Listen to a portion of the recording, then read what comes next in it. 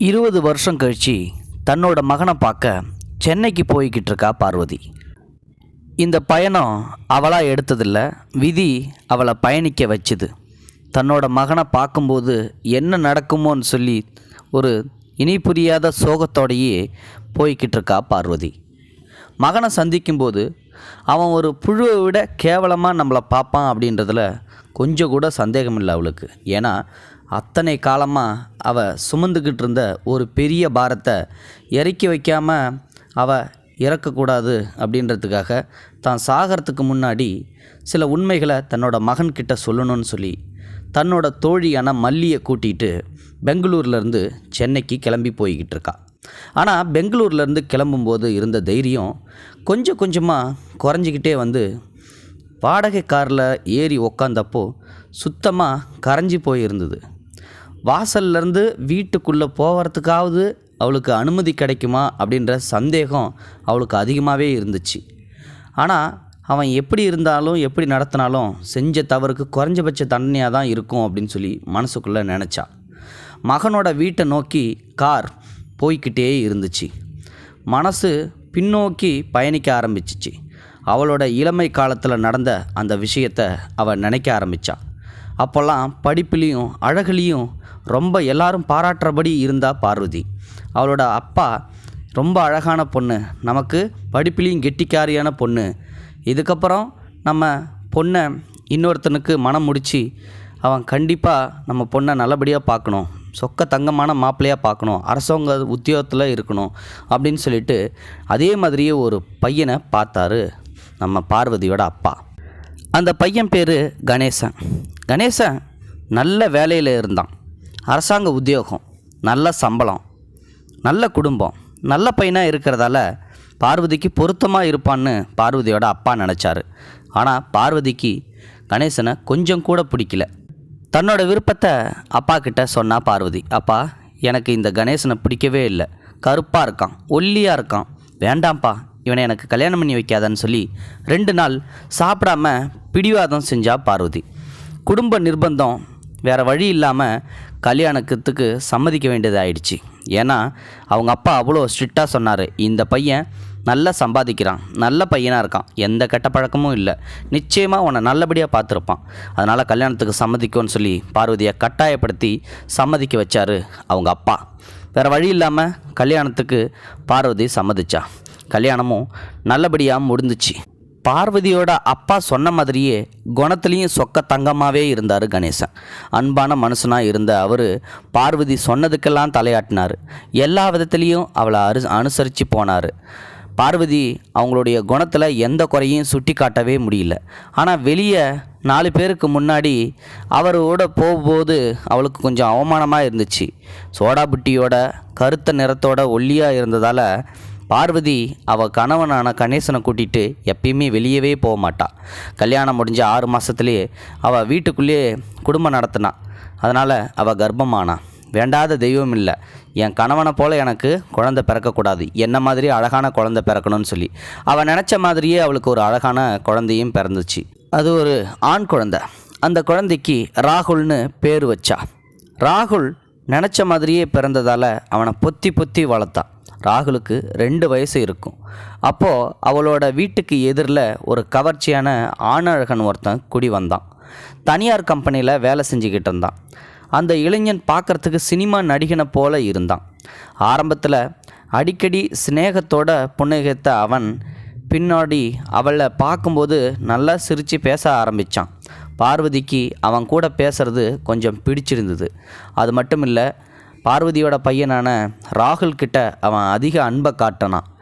பார்வதியோட குழந்தைய அடிக்கடி வண்டியில் ஏற்றிக்கிட்டு கடைவீதியில் வலம் வருவான். கொஞ்சம் கொஞ்சமாக பார்வதி உடுத்துகிற உடையை பார்த்து அவன் பாராட்டினான். நீ ரொம்ப அழகாக இருக்க, உன் ட்ரெஸ்ஸெலாம் நல்லா இருக்குன்னு சொல்லிட்டு அவளோட அழகை பாராட்டிக்கிட்டே இருந்தான். கொஞ்சம் கொஞ்சமாக அவளோட மனசில் இடம் பிடிச்சான் அந்த இளைஞன். கடைசியில் ஒரு நாள் அவள் சரின்னு சொல்லி சொன்னால் அவளையும் அவள் குழந்தையையும் ஏற்றுக்க தயாராக இருக்கிறதா சொன்னான். ஆரம்பத்தில் அவன் சொன்னது தன்னோட வந்துடும்படியும் அவள் கணேசன்கிட்டருந்து சட்டப்படி விவாகரத்து வாங்கினதுக்கப்புறம் நம்ம திருமணம் செஞ்சுக்கலாம், குழந்தைய அழைச்சிக்கிட்டு போயிடலாம் அப்படின்னு சொல்லி அந்த இளைஞன் சொன்னான். ஒரு 2 மாதம் கழித்து இதையெல்லாம் சாதிச்சிடலாம், அப்புறம் கண்டிப்பாக நம்மளோட வாழ்க்கை நல்லா இருக்கும், சொர்க்கமாக இருக்கும்னு சொல்லி ஆசை காட்டினான் பார்வதிக்கு. ஒரு பலவீனமான மனநிலையில் எதையும் யோசிக்காமல் அவனோட அழகில் மயங்கி சரின்னு தலையாட்டினா பார்வதி. ஆனால் அவளுக்கு குழந்தைய விட்டுட்டு போவது தான் கொஞ்சம் தயக்கமாக இருந்துச்சு. முதல்ல கூட்டிகிட்டு போகலான்னு சொன்னான், அப்புறம் குழந்தைய விட்டுட்டு வந்துடுன்னு சொல்லி சொன்னான். சில நாட்கள் தானே அப்படின்னு சொல்லி எப்படியாவது நம்ம பார்வதியை சமாதானப்படுத்தணும்னு சொல்லி சமாதானப்படுத்தி ஒத்துக்க வச்சுட்டான் அந்த இளைஞன். தன்னை மன்னிக்கும்படி கணவனுக்கு ஒரு கடிதத்தை எழுதி வச்சுட்டு அவனோட ஓடிப்போனா பார்வதி. 2 பேரும் பெங்களூரில் ஒரு லாட்ஜில் ரூம் எடுத்து தங்கினாங்க. 3 நாள் கழித்து அவளோட பணத்தையும் நகையையும் எடுத்துக்கிட்டு அங்கேருந்து காணாமல் போயிட்டான் அந்த இளைஞன். பார்வதிக்கு தூக்கி வாரி போட்டுருச்சு. இப்போ நடந்ததை கொஞ்சம் கூட அவளால் நம்ப முடியல. அவன் திரும்பி வருவான்னு சொல்லி எதிர்பார்த்து காத்துக்கிட்டு இருந்தவளுக்கு கொஞ்சம் கொஞ்சமாக தான் புரிய ஆரம்பிச்சது, நிச்சயமாக அவன் திரும்பி வரவே மாட்டான் அப்படின்னு சொல்லிட்டு. அந்த நிமிஷம் இந்த உலகமே பார்வதிக்கு நரகமாக தெரிஞ்சிச்சு. அந்த லாட்ஜில் தங்குனதுக்கான காசு கூட கொடுப்பதற்கு அவகிட்ட பணம் இல்லை. நல்ல வேலையாக அவளுக்கு அப்போ தான் ஞாபகம் வந்துச்சு, அவளோட தோழி இங்கே தான் பெங்களூரில் வேலை பார்த்துக்கிட்டு இருந்தா அப்படின்னு. அப்போ அவளுக்கு ஞாபகம் வந்து அவளோட ஃபோன் நம்பர் இருந்ததால் ஃபோனை போட்டு அவகிட்ட விஷயத்தை சொன்னா பார்வதி. அவளை வர சொன்னான். கல்யாணம் பண்ணிக்காமலேயே தனியாக வசித்து வந்த மல்லி பார்வதியை தன்னோட வீட்டுக்கு கூட்டிக்கிட்டு போனான். கொஞ்ச நாட்கள் சாப்பிடாமலும் தூங்காமலும் பித்து பிடிச்சது மாதிரி இருந்த தன் தோழியை பார்த்து ஆரம்பத்தில் பயந்தே போனான்.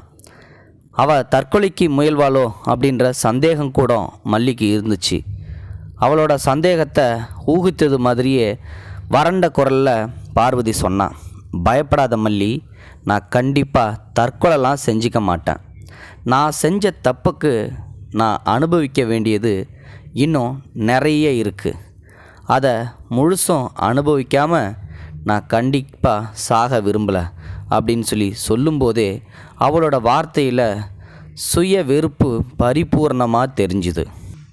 அது காலப்போக்கில் வடிஞ்சிடுன்னு சொல்லி மல்லி நினச்சா. ஆனால் அது நிரந்தரமாக பார்வதியோட மனசுக்குள்ளேயே தங்கி போச்சு.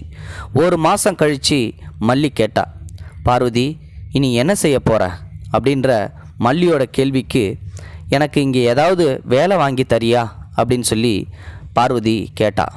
அப்படின்னா நீ திரும்ப உன் வீட்டுக்கு போகலையா அப்படின்னு சொல்லி மல்லியோட கேள்வி கேட்டப்போ பார்வதி கூனி குறுகிட்டா.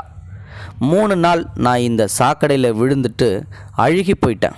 அந்த நல்ல மனுஷனுக்கு மனைவியாவோ அவரோட குழந்தைக்கு தாயாவோ இருக்கிற அருகதையை நான் இழந்துட்டேன் மல்லி அப்படின்னு சொல்லி சொல்லும்போதே பார்வதியோட கண்களில் கண்ணீர் சிந்துச்சு. அதுக்கு மல்லி சொன்னா, நீ போகலைன்னா நீ அவன் கூட எங்கேயோ வாழ்க்கை நடத்திட்டு இருக்கிறதா அவங்க நினச்சிட்டு இருப்பாங்க பார்வதி. நீ 3 நாளுக்கு மேலே அவன் கூட இல்லைங்கிறது அவங்களுக்கு தெரியாமலே போயிடும் அப்படின்னு சொல்லி சொன்னான். கற்பில் 1 நாள் 9 நாளுன்னு கணக்கெல்லாம் எதுவும் இல்லை மல்லி. கற்பு இருக்குது இல்லை அப்படிங்கிறது தான் கற்புடைய அளவுகோல் அப்படின்னு சொல்லி பார்வதி சொன்னதுமே மல்லி வாயடைச்சி போனான். அதுக்கப்புறம் எத்தனையோ தடவை சொல்லி பார்த்தோம், பார்வதியோட அந்த எண்ணம் கடைசி வர மாறவே இல்லை. அவங்கிட்ட இருந்த அந்த 3 நாள் வாழ்க்கையை பழைய பார்வதியை முழுசுமாக சாகடிச்சு விட்டதா மல்லிக்கு தோணுச்சு. அதுக்கப்புறமான காலங்களில் அவள் என்றைக்குமே அழுததே இல்லை. சிரிக்க வேண்டிய நேரத்தில் கூட சிரித்ததில்லை. தன்னை அழகுபடுத்தி கொண்டதில்லை. ருசியாக சாப்பிட்டது கூட இல்லை. மல்லியை தவிர யார்கிட்டையும் நெருங்கி பழகினது கூட இல்லை. எத்தனையோ இரவுகளில் தூங்காமல் ஜன்னல் வழியாக வெறித்து பார்த்துக்கிட்டு இருந்த தோழியை பார்த்து மல்லி மனம் வெந்து போயிருக்கா. என்ன கொடுமை இது! எத்தனை காலத்துக்கு இப்படி இருப்ப பார்வதி? ஒரு நாள் அவளோட இந்த கோலத்தை பார்க்க முடியாமல் மல்லி கேட்டா. அவளோட கேள்விக்கு பார்வதி எந்த பதிலும் சொல்லலை. இப்படி உள்ளுக்குள்ளேயே சித்திரவதை அனுபவிக்கிறது பதிலாக நீ நேராக உன் வீட்டுக்கு போய் அவங்க பேசுகிறத கேட்டுக்கலாம், கொடுக்குற தண்டனையை ஏற்றுக்கலாம், ஒரேடியாக அழுது தீக்கலாம் அப்படியாவது உன் பாரத்தை குறைச்சிக்கலாம் அப்படின்னு மல்லி எத்தனை தடவை சொன்னாலும் அதை பார்வதி ஏற்றுக்கவே இல்லை. அவளுடைய நடைப்பணமான வாழ்க்கை தொடர்ந்துக்கிட்டே தான் இருந்துச்சு. அடுத்த மாதமே ஒரு வேலையில் அவளை சேர்த்து விட்டா மல்லி. நடப்பணமாக அந்த வேலைக்கு போய் வந்துக்கிட்டு இருந்தா பார்வதி. வாங்குகிற சம்பளத்தில் அத்தியாவசிய செலவு போக ஒரு பகுதியை மல்லிகிட்டையும் மீதியை அநாத ஆசிரமத்துக்குத்தும் தந்து விடுவா. அவங்களுடைய தோழி ஒருத்தி மூலமாக பார்வதியோட வீட்டு விஷயங்கள் எல்லாத்தையும் அப்பப்போ தெரிஞ்சுக்கிட்டா. கணவரான கணேசன் வேற கல்யாணம் பண்ணிக்கவே இல்லை. பார்வதியோட பெற்றோர் ராகுலை தாங்க வளர்க்குறதா சொல்லி முன் வந்தாங்க. அதுக்கு சம்மதிக்காமல் கணேசன் தான் மகனை தானே வளர்த்தாரு. ஊரில் பார்வதியை பற்றி கேவலமான பேச்சு அதிகமாகவே இருந்துச்சு. அவர் சென்னைக்கு ட்ரான்ஸ்ஃபர் வாங்கிக்கிட்டு தன்னோட பையனை அழைச்சிக்கிட்டு போயிட்டார். தான் பையன் ராகுல் படிப்பில் படுச்சுட்டியாக இருந்தான். கணேசன் அவனை பெரிய படிப்புகளை எல்லாம் படிக்க வச்சார்.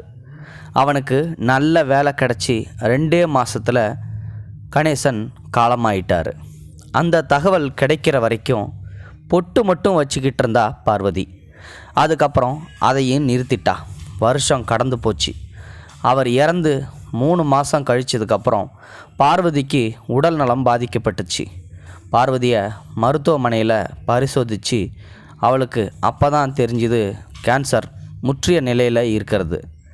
நோய் வந்ததுக்கப்புறம்தான் பல நாள் யோசனைக்கு அப்புறம் இறப்பதற்கு முன் ஒரு முறையாவது தன்னோட மகனை சந்திக்கணும்னு சொல்லி முடிவு பண்ணா பார்வதி. அவள் தன்னோட முடிவை மல்லிக்கிட்ட சொன்னப்போ மல்லிக்கு ரொம்பவே அதிர்ச்சியாக இருந்துச்சு. தன்னோட காதுகளை தன்னாலே நம்ப முடியல. பேச வார்த்தை இல்லாமல் தோழியோட கைகளை பிடிச்சிக்கிட்டு இறுக்கமாக அழுதா. எத்தனையோ முறை இது பற்றி சொல்லியும் கேட்காத பார்வதி மரணம் பக்கத்தில் வந்ததால் தன்னோட மகனை சந்திக்கணும்னு சொல்லி மனமாற்றத்தை அடைஞ்சதால் மல்லி மனசு நெகிழ வச்சிருச்சு. குரல் கரகரக்க மல்லி சொன்னான், துணைக்கு நானும் வரேன் பார்வதி. அதோட 2 பேரும் வந்தாங்க. காரு ராகுலோட வீட்டு முன்னாடி வந்து நின்றுச்சு. கார்லேருந்து இறங்கும்போது பார்வதியோட இதய துடிப்பு சம்மட்டி அடித்து அடிகள் மாதிரி மாற ஆரம்பிச்சிச்சு. மல்லிக்கும் கொஞ்சம் பதட்டமாக தான் இருந்துச்சு. ராகுலோட வீடு அழகாக தெரிஞ்சிச்சு. வீட்டுக்கு முன்னாடி நிறைய பூச்செடிகள்லாம் இருந்துச்சு. காலிங் பெல்ல அழுத்தனா மல்லி. கதவை திறந்து ராகுல் வெளியே வந்து பார்வதியை பார்த்த அடுத்த நிமிஷம் சாயல் அப்படியே இருந்துச்சு. அச்சசல் பார்க்கறதுக்கு அவன் பார்வதி மாதிரியே இருந்தான். ராகுல் அவங்கள பார்த்து என்ன வேணும் அப்படின்ற மாதிரி பார்த்தான். மல்லி அவனை பார்த்து, இங்கே ராகுல், ஆமாம் நான் தான், நீங்கள் யார் அப்படின்னு சொல்லி ராகுல் கேட்டான். என் பேர் மல்லி, இது என் ஸ்நேகிதி பார்வதி, உங்களை பார்க்க வந்தோம். தாயோட பேர் கேட்ட உடனே ராகுலுக்கு அவளை அடையாளம் தெரியல. மல்லிக்கு அவனை தவறு சொல்ல தோணலை. அவனுக்கு அவன் தாய் நினைவு எல்லாம் ஏதாவது பழைய புகைப்படத்தினுடைய இருக்கலாம். அந்த அழகு பார்வதிக்கும் இன்றைய நடைப்பணமாக இருக்கிற பார்வதிக்கும் தோற்றத்தில் கொஞ்சம் கூட சம்பந்தம் தெரியல. உள்ளே வாங்க அப்படின்னு சொல்லி 2 பேர்த்தையும் ராகுல் கூப்பிட்டான். உள்ள வரவேற்பறையில் 2 புகைப்படங்கள் சுவத்தில் தொங்கிக்கிட்டு இருந்துச்சு. ஒன்றில் கணேசனோட புகைப்படம் மட்டும் இருந்துச்சு. இறப்பதற்கு சில காலத்துக்கு முன்னாடி எடுக்கப்பட்ட புகைப்படம் மாதிரி இருந்துச்சு. அந்த புகைப்படத்திற்கு சந்தன மாலையும் போடப்பட்டு இருந்துச்சு. இன்னொன்றில் கணேசனும் பார்வதியும் கை குழந்தையான ராகுலும் இருந்தாங்க. உட்காருங்க அப்படின்னு சொன்னான் ராகுல். 2 பேரும் அங்கிருந்த சோஃபாவில் உட்கார்ந்தாங்க. பார்வதியோட கண்கள் கணேசனோட புகைப்படத்திலேயே நிலச்சி நின்றுச்சு. அவள் போனதுக்கப்புறம் இன்னொரு திருமணம் செஞ்சு கொள்ளாமலேயே மகனை தன்னந்தனியே வளர்த்து ஆளாக்கி நல்ல நிலைக்கு கொண்டு வந்து கடமையெல்லாம் முடித்ததுக்கப்புறம் இறந்து போன அந்த நல்ல மனுஷனை அவள் பார்த்தா. அவளோட கண்கள் லேசாக கலங்குச்சு. தான் தோழியை பார்த்து கொண்டிருந்தான் மல்லி. 20 வருட காலத்தில் முறையாக பார்வதி கண் கலங்குறா அப்படின்றத யோசிச்சா மல்லி. பார்வதியோட பார்வை கணேசனோட படத்தில் நிலச்சதும் அவளோட கண் கலங்கினதும் அவள் பேர் பார்வதி அப்படின்னு சொல்லிட்டு கூட வந்த பெண்மணி சொன்னதையும் எல்லாம் சேர்ந்தப்போ நம்ம ராகுலுக்கு அவள் யார் அப்படின்றது புரிய ஆரம்பிச்சுது. ராகுல் முகத்தில் சொல்ல முடியாத உணர்ச்சிகள் தெரிஞ்சிச்சு. அவன் இன்னொரு புகைப்படத்தில் இருந்த தாயோட உருவத்தையும் இப்போ எதிரில் உட்காந்துருக்கிற உருவத்தையும் ஒப்பிட்டு பார்த்தான். ஒற்றுமை சுத்தமாக இல்லை அப்படின்னாலும் அவள் தான் தன்னுடைய தாய் அப்படின்றத சொல்லாமலேயே உறுதி பண்ணினான். அவன் தெரிஞ்சுக்கிட்டான் அப்படின்றது 2 பேருக்குமே தெரிஞ்சுது. கொஞ்ச நேரம் அங்கே ஒரு கனத்த மௌனம் நிலவுச்சு. ஆனால் பார்வதி நினச்சது போலவே பயந்தது போலவே அவன் அவளை அடித்து துரத்தவோ கேவலமாக நடத்தவோ இல்லை. பார்வதிக்கு நாக்கில் வாய்க்குள்ளே ஒட்டிக்கிச்சு போல இருந்துச்சு. எத்தனையோ சொல்ல நினச்சிது, ஆனால் ஒன்றுமே சொல்ல முடியல. ராகுலோ அந்த மௌனத்தை கலைச்சான். நீங்கள் ஒரு நாள் கண்டிப்பாக வருவீங்கன்னு அப்பா சாகிற வரைக்கும் சொல்லிக்கிட்டே தான் இருந்தாச்சு அப்படின்னு சொன்னதும் பார்வதியோட கண்கள் குளமாக ஆயிடுச்சு. நான் அப்படின்னு சொல்லி அதுக்கு மேலே பார்வதியால் பேச முடியல. ராகுல் சொன்னான், நீங்கள் எதுவுமே சொல்ல வேண்டாம், அப்பா எல்லாத்தையும் என்கிட்ட சொல்லிட்டாரு. நீங்கள் அழகு, அவர் அழகு இல்லை அப்படின்னு அவருக்கு தாழ்வு மனப்பான்மை இருந்ததாகவும், உங்களை எப்பயுமே அவர் சந்தேகப்பட்டுட்டு இருந்ததாகவும், அடிக்கடி உங்களை சித்திரவதை செஞ்சதாகவும், ஒரு நாள் அந்த சித்திரவதையை தாங்க முடியாமல் தான் நீங்கள் வீட்டை விட்டு ஓடி போனதாகவும் அவர் சொல்லியிருக்கிறாரு அப்படின்னதும், இது என்ன புதுக்கதை அப்படின்னு சொல்லி திகைச்சு போனா மல்லி. ராகுல் அவளை அடித்து துரத்தாமல் இருந்த காரணம் அப்போ தான் பார்வதிக்கு புரிஞ்சிச்சு.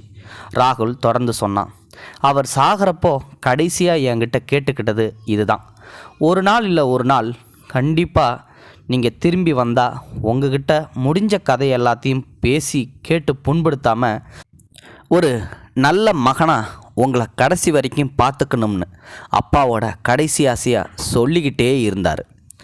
அப்படியே பார்வதி உடஞ்சி போனான். இத்தனை வருடங்கள் சேர்த்து வச்சிருந்த துக்கம் இந்த வார்த்தைகளால் ஒரே கணத்தில் பல மடங்காக பெருகி வெடித்து அவள் எழுந்திருச்சு. அந்த மனிதர் புகைப்படத்திற்கு அருகே போய் கை கூப்பி கொண்டு கீழே சரிந்தபடி குலுங்கி அழுதா. இறக்குற வரைக்கும் அவளை பற்றி ஒரு தவறு கூட சொல்லாமல் இறக்கும்போது அவளுக்காக மகனை வேண்டிக்கிட்ட இப்படிப்பட்ட மனிதரை கணவராக பெற அவள் என்ன தவம் செய்து விட்டா. அப்படிப்பட்ட மனிதரை விட்டுட்டு ஓடி அவள் என்ன ஒரு முட்டாள்தனம் செஞ்சிட்டா அப்படின்னு அவள் மனசுக்குள்ளே குலுங்கி அழுதா. அவளை சமாதானப்படுத்த ராகுல் முயன்றப்போ அவங்கிட்ட மல்லி மெல்ல முணுமுணுத்தா. வேண்டாம், அவளை விட்டுடு, அழட்டும், அவள் முடிஞ்ச வரைக்கும் அழட்டும். அவள் இந்த 20 வருஷமாக ஒரு தடவை கூட அழுகவோ சிரிக்கவோ இல்லை. அழுது குறைய வேண்டிய துக்கம் இது, அழுதே குறையட்டும். மல்லி சொன்னதை யோசிச்சுக்கிட்டே ராகுலும் தன் தாய் பார்வதி அழுவுறத பார்த்துக்கிட்டே உக்காந்துருந்தான். மானசீகமாக கணேசனுக்கு நன்றி சொன்னா மல்லி. மலையாக நினச்சி பயந்த விஷயத்த அந்த நல்ல மனுஷன் ஒன்றுமில்லாமல் செஞ்சிட்டாரு. அவள் நிம்மதி பெருமூச்சு விட்டா. ஆனால் கொஞ்ச நேரத்திலே அழுது ஓய்ந்த பார்வதி மகனை பார்த்து உடைந்த குரலில் சொன்னால் அவர் சொன்னதெல்லாம் பொய். அப்போதான் நம்ம மல்லியோட நிம்மதி காணாமல் போனது. எல்லாம் நல்லபடியாக வர்ற வேலையில் இவ ஏன் இப்படி சொல்கிறா? கஞ்ச அடையாள தோழி பேசுகிறத நிறுத்த சொன்னான். ஆனால் தன் தோழி கஞ்சாடை காட்டினதுமே பார்வதி அதை அலட்சியம் செஞ்சிட்டா. அவள் எல்லா உண்மையும் சொல்ல துணிஞ்சிட்டா. என்னை அவர் சித்திரவதை செய்யலப்பா, ஏன் ஒரு தடவை கூட என்னை முகம் சுழிச்சது கூட கிடையாது. அந்த தங்கமான மனுஷனை பற்றி நீ தப்பாக நினச்சிடக்கூடாது. நான் நல்லவே இல்லை, எல்லா தப்பும் என் மேலே தான் என்று ஆரம்பித்தவள் ஒன்று விடாமல் அவள் நடந்தது எல்லாத்தையும் சொன்னான். ஒரு நீதிபதி முன் குற்றவாளி தன் முழு குற்றத்தையும் ஒத்துக்கொள்வது போல ஒத்துக்கொண்டாள். எல்லாத்தையும் சொல்லிவிட்டு, நீ என்னை எப்படி தண்டித்தாலும் நான் ஏற்றுக்கொள்ள தயார் அப்படிங்கிற மாதிரி தன் மகனை பார்த்தபடி நின்றாள். பரிதாபமாக ராகுலை பார்த்தா மல்லி. பார்வதி சொன்ன எல்லாத்தையும் கேட்டுவிட்டு கொஞ்ச நேரம் ஒன்றும் சொல்லாமல் அவளையே ஆழமாக பார்த்துக்கிட்டு இருந்தான் ராகுல். பின் மெல்ல சொன்னான், அவர் சொன்னது பொய்ன்னு எனக்கு தெரியும். திகைப்புடன் ராகுலை பார்த்தா மல்லி. அவன் தாயை பார்த்து தொடர்ந்து சொன்னான். எனக்கு நினைவு தெரிஞ்ச நாள்லேருந்து அவரை பார்த்து வளர்ந்த எனக்கு அவர் என்ன செய்வார் என்ன செய்ய மாட்டார்னு தெரியாதாம்மா. பெரியவனான பிறகு சில உறவுக்காரங்க மூலமாக எனக்கு உண்மை எல்லாமே தெரிஞ்சு போச்சு. ஆனால் அப்பா கிட்ட நான் உண்மை தெரிஞ்ச மாதிரி காட்டிக்கல. எனக்கு அம்மாவுக்கு அம்மாவா அப்பாவுக்கு அப்பாவா எல்லாமுமா இருந்த அந்த மனுஷர் என்கிட்ட இதுவரைக்கும் வேறு எதையுமே கேட்டதில்லை. சாகிறதுக்கு முன்னாடி அவர் கடைசியாக கேட்டது, உங்ககிட்ட பழச கேட்கக்கூடாது, எதுவும் கேட்காம உங்களை ஏற்றுக்கிட்டு கடைசி வரைக்கும் நல்லபடியாக உங்களை பார்த்துக்கணும் அப்படின்றது மட்டும்தான். அதனால் அதை அப்படியே செய்ய நான் தயாராக இருந்தேன்னாலும் மனசால் உங்களை என்னால் மன்னிக்க முடியல. பார்வதி தலை குனிஞ்சபடி புரிகிறது என்பது போல தலையாட்டினான். ராகுல் எழுந்திருச்சு அவளோட பக்கத்தில் வந்து தொடர்ந்து சொன்னான். நீங்கள் எவன் கூடவோ வாழ்க்கை நடத்தி வேற குழந்தை குட்டிங்களோட இருப்பீங்கன்னு தான் மனசார நினச்சிக்கிட்ட இருந்தம்மா. ஆனால் அப்பாவுக்கு மட்டும் உள் மனசில் நீங்கள் அப்படி இருக்க மாட்டீங்கன்னு தோணியிருக்கு போல. அதனால தான் அவர் உங்கள் மேலே கடைசி வரைக்கும் ஒரு துளி அன்பு கூட குறையலை. நீங்கள் ஒரு நாள் வருவீங்கன்னும் அவரை எதிர்பார்த்தாரு. நான் அவர் சொல்லியிருந்த பொய்யை சொன்ன உடனே அப்படியே நான் நினச்சிக்கிட்டு இருக்கட்டும்னு இருக்காமல் நீங்கள் மறுத்து சத்தியத்தையும் இவ்வளவு தைரியமாக சொன்னதையும் நீங்கள் அழுத விதத்தையும் இப்போ இருக்கிற கோலத்தையும் பார்க்குறப்போ உங்கள் மேலே எனக்கு மதிப்பு உண்டாகுதம்மா. அப்பா கடைசி வர உங்கள் மேலே வச்சிருந்த அன்பு முட்டாள்தனம் இல்லைன்னு சொல்லி தோணுதும்மா. மகனை திகைப்புடன் பார்த்தா பார்வதி. தாயை தோளோடு அணைச்சி கண்கலங்க சொன்னான் ராகுல். இப்போ எனக்கு உங்கள் மேலே கொஞ்சமும் கோபம் இல்லைம்மா.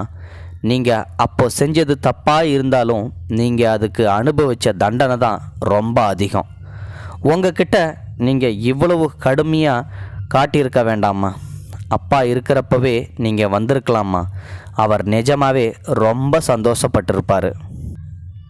மகனின் தோளில் சாய்ந்து அந்த தாய் மீண்டும் மனமுருக அழ ஆரம்பித்தாள். இதையெல்லாம் பார்த்து கொண்டிருந்த மல்லிக்கு கண்களில் ஆனந்த கண்ணீர் கோர்த்தது. இது போன்ற செய்திகளை உடனுக்குடன் நீங்கள் தெரிந்து கொள்ள மறக்காமல் எங்களுடைய சேனலை சப்ஸ்கிரைப் செய்யவும், கூடவே பக்கத்தில் வரும் பெல் ஐக்கானையும் கிளிக் செய்யவும்.